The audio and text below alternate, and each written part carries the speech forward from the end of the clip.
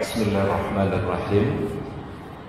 Assalamualaikum warahmatullahi wabarakatuh. Hadirin yang dirahmati oleh Allah Subhanahu wa taala, di pagi hari ini kita akan lanjutkan kajian kita dari kitab 40 karakteristik mereka yang dicintai oleh Allah taala. Kita masih pada bahasan mengenai orang-orang yang berbicara dengan ucapan zikir kepada Allah. Ada sebuah riwayat atau hadis dari Abdullah bin Umar, ya, sahabat yang mulia ini adalah putra dari Umar bin Khattab, ya, namanya adalah Abdullah bin Umar. Sering disingkat di dalam hadis itu dengan singkatan Ibnu Umar, ya.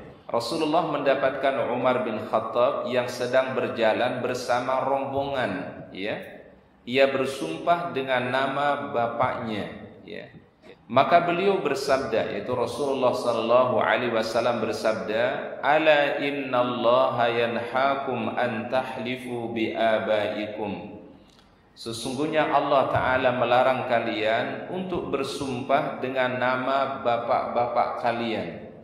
Jadi seseorang tidak boleh bersumpah dengan nama ayahnya, tidak boleh bersumpah dengan nama orang tuanya, ya. Tapi Rasul mengatakan man kana halifan falyahlib billahi aw liyasmut. Barang siapa yang ingin bersumpah, maka hendaklah ia bersumpah dengan nama Allah, ya, bukan dengan nama selain Allah Subhanahu wa taala. Termasuk juga seseorang enggak boleh bersumpah dengan nama Rasulullah, demi Rasulullah, tidak boleh, ya.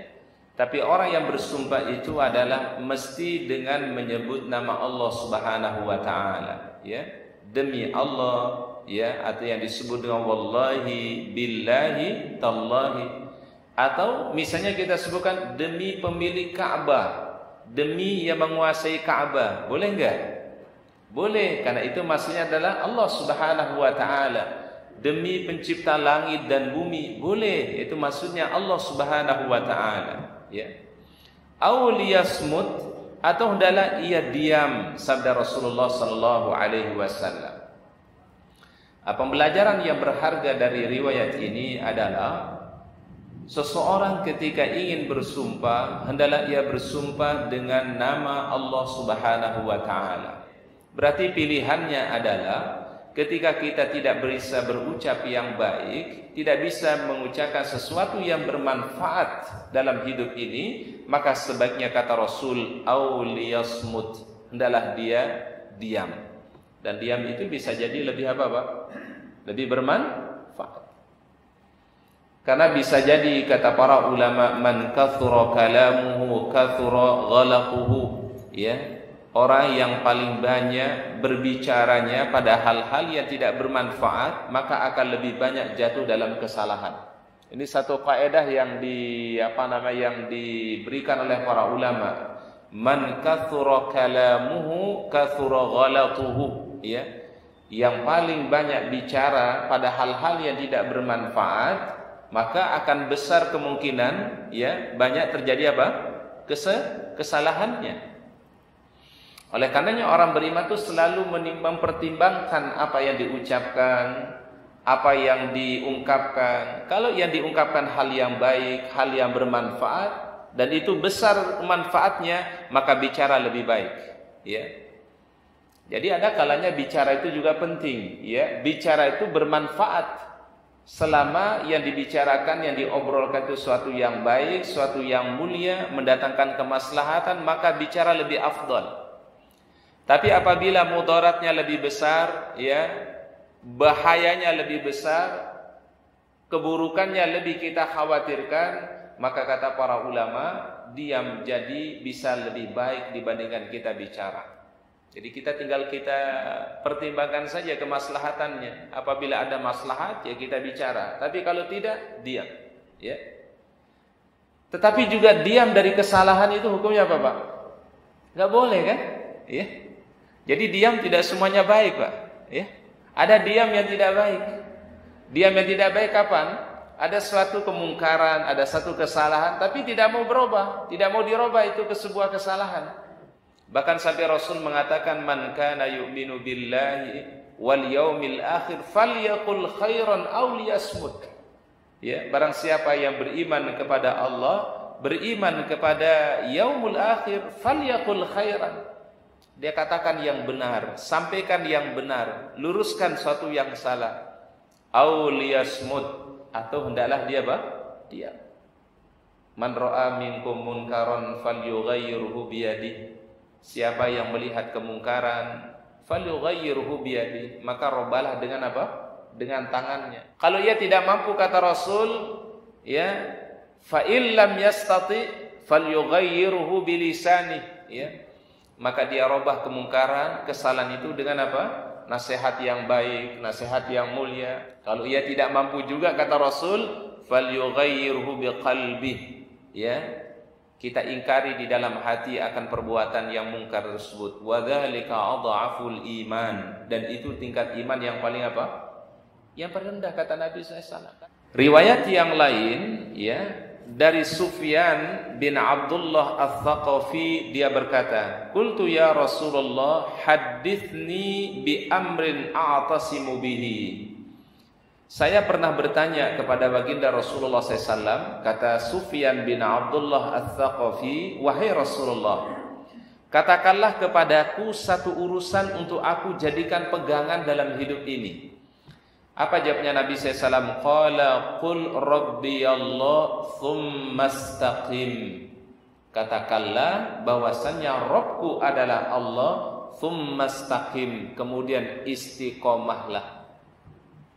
Ini pegangan yang pertama, kata Nabi SAW.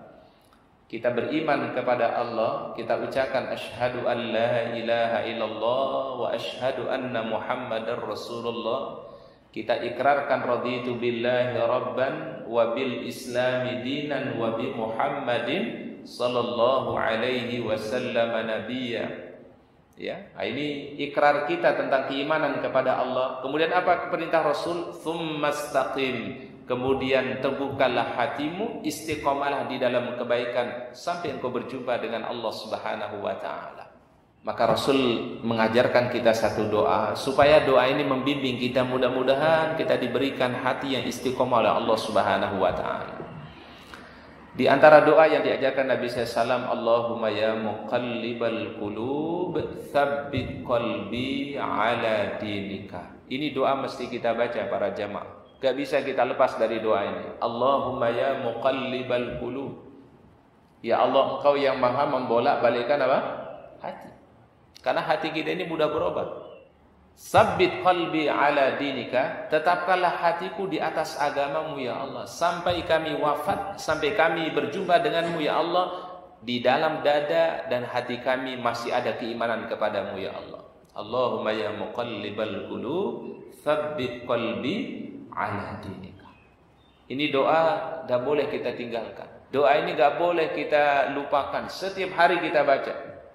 Setiap salat 5 waktu kita mohon. Setiap kita sujud kita minta kepada Allah Subhanahu wa taala. Allahumma ya muqallibal qulub tsabbit qalbi ala dinika. Ada lagi permohonan yang kedua yang terbaik, Rabbana la tuzigh qulubana ba'da idh hadaitana wa hab lana min ladunka rahmah innaka antal wahhab. Rabbana la tuzigh qulubana, ya Allah jangan Engkau palingkan hati kami. Ba'da iz hadaitana, setelah Engkau berikan hidayah kepada kami. Jadi setelah kita dikasih hidayah oleh Allah, setelah kita diberikan keimanan dan keislaman oleh Allah, jangan sampai hati kita disesatkan kembali. Jangan sampai hati kita dijauhkan oleh Allah Subhanahu wa taala daripada keimanan dan hidayah. Jangan kita dipalingkan dari hidayah dan keimanan itu. Ya. Ada orang yang sudah dikasih iman, sudah dikasih Islam, tapi karena tidak jaga iman dan Islamnya, bisa lepas. Bahkan bisa jadi ada orang yang lepas iman dan Islamnya tanpa sadar. Ternyata apa yang dia ucapkan, apa yang dia perbuat, ternyata itu adalah nawaqidul imani wal Islam. Bisa membatalkan keimanannya, bisa membatalkan keislamannya, dan dia tidak sadari hal itu. Di antara hal yang bisa membatalkan iman dan Islam itu al-istihza'u bid-din. orang-orang yang memperolok-olok agama Allah Subhanahu wa taala. Tanpa sadar, iman dan Islamnya sudah lepas sebenarnya, Pak. Qultu ya Rasulullah, ma akhwafu ma takhafu alayya. Wahai baginda Rasul, adakah sesuatu yang paling engkau khawatirkan terhadap diriku, kata sahabat ini? Fa akhadha bi lisani nafsihi. Kemudian Rasul menunjukkan dengan lisan beliau, ya. Jadi beliau mengatakan begini, Pak. Beliau tunjuk lisannya, Pak. Apa kata beliau? Hada itu apa dia? Yang ini. Jadi yang paling aku takuti, kata Nabi SAW, adalah masalah lisan. Ya, jangan sampai satu kalimat yang keluar itu, Pak, membuat kegaduhan, membuat akidah orang jadi ragu, membuat orang itu menjadi tidak yakin, gitu, Pak. Baik, kemudian berikutnya, riwayat berikutnya dari Muaz bin Jabal. Kata Muaz bin Jabal, wahai baginda Rasul, akhbirni bi'amalin yudkhilunil jannata wa yubaidni 'anil nar. Wahai baginda Rasul, kabarkan kepada aku amalan yang memasukkan aku di dalam al-jannahnya dan menjauhkan aku dari siksanya. Qala laqad sa'altani an 'azimin. Engkau bertanya tentang suatu yang besar. Engkau bertanya tentang suatu yang mulia, wahai Muaz bin Jabal, ya. Kemudian apa kata Rasul? Wa innahu layasirun 'ala man yassarahullah. Itu semua akan menjadi mudah bagi orang-orang yang dimudahkan oleh Allah. Berarti yang perlu kita harapkan itu apa? Dikasih kemudahan. Wa innahu layasirun 'ala man yassarahullah. Apa hal yang perlu diperhatikan kata Nabi? Yang pertama adalah ta'budullaha wa la tusyriku bihi syai'an. Pertama kata Nabi, beribadalah kepada Allah dan jangan melakukan apa? Kesyirikan kepadanya. Yang kedua adalah wa tuqimus shalah. Ya, apa tuqimus shalah, Pak? Dirikan apa? Salat. Kemudian yang ketiga kata Nabi wa tu'tiz zakat. Tunaikan zakat. Kemudian yang keempat wa tasumu Ramadan, puasa di bulan Ramadan, wa tahujjul baita, dan berhaji ke Baitullah atau menunaikan ibadah umrah ke Baitullah. Ini adalah kata Rasul amal yang menjadikan orang mendapatkan jaminan al-jannah, dijauhkan dari siksaan Allah Subhanahu wa taala. Kemudian sahabat ini bertanya lagi kepada Rasulullah SAW, qala ala adulluka ala abwabil khair. Wahai baginda Rasul, tunjukkan aku pintu-pintu kebaikan, pintu-pintu kemuliaan, kata sahabat ini. Apa kata Rasul? As-saumu junnatun. Ya, puasa sunnah itu menjadi tameng. Siapa saja yang rajin puasa sunnah, maka itu akan menjadi penjaga, pelindung dia dari siksa Allah. Was-sadaqatu tudfi'ul khati'ah. Dan setiap sedekah itu akan memadamkan kesalahan, akan menghapus dosa-dosa di sisi Allah Ta'ala. Kama yudfi'ul ma'un nar, sebagaimana air bisa memadamkan apa? Api. Wa salatur rajuli fi jawfil laili, dan orang bangun di malam hari, tengah malam untuk salat tahajud, jawful lail. Berarti salat apa ini, Pak? Salat tahajud dan witir.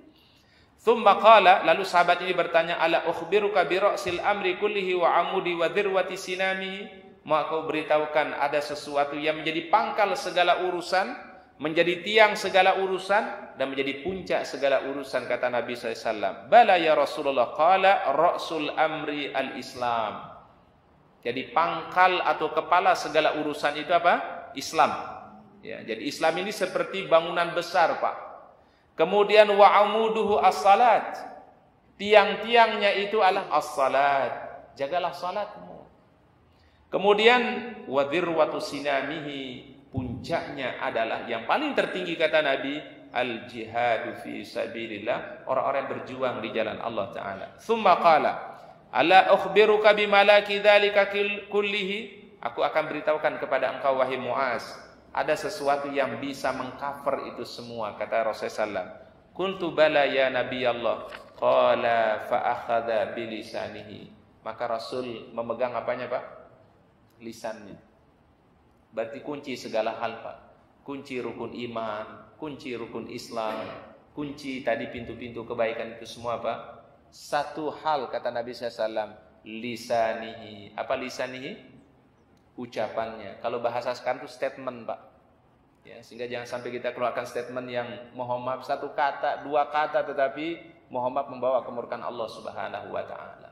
Assalamualaikum warahmatullahi wabarakatuh.